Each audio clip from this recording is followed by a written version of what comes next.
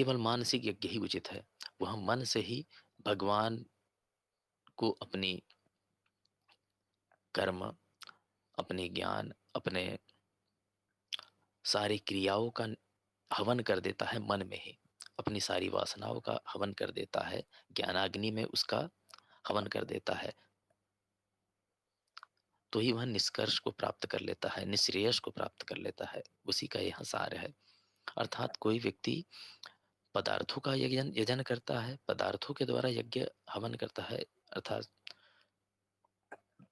श्रुवा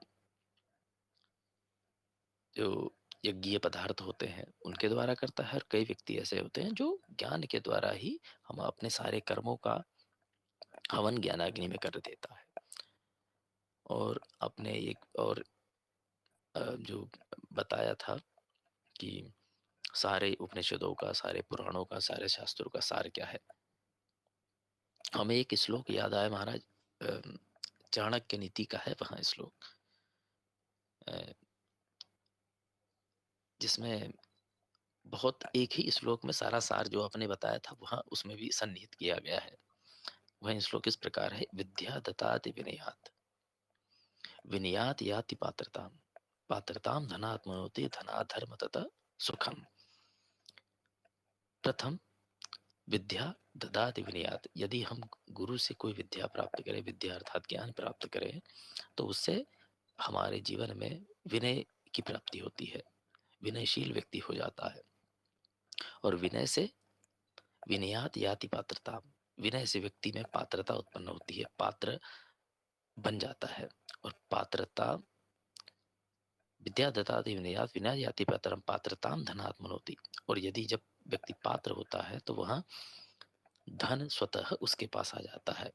और जब वे वहां धन उसके पास आता है तो धना धर्म तथा सुखम, उस धर्म से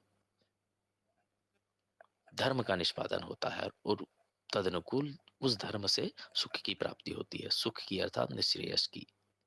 वहां ऐसा सुख है, वही जो है मोक्ष।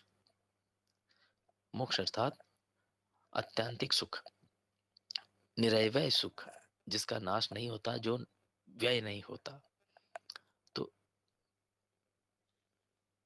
यहाँ चाणक्य नीति से हमने बचपन में पढ़ा था यहाँ श्लोक, हमें एक स्मरण हो आया।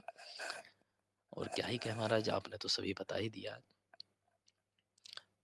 अब इस विषय में हम और अधिक कुछ नहीं कहना चाहेंगे।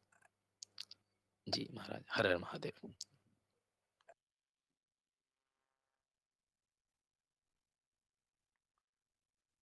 जी महाराज, आपने बहुत अच्छी बात कही। हमने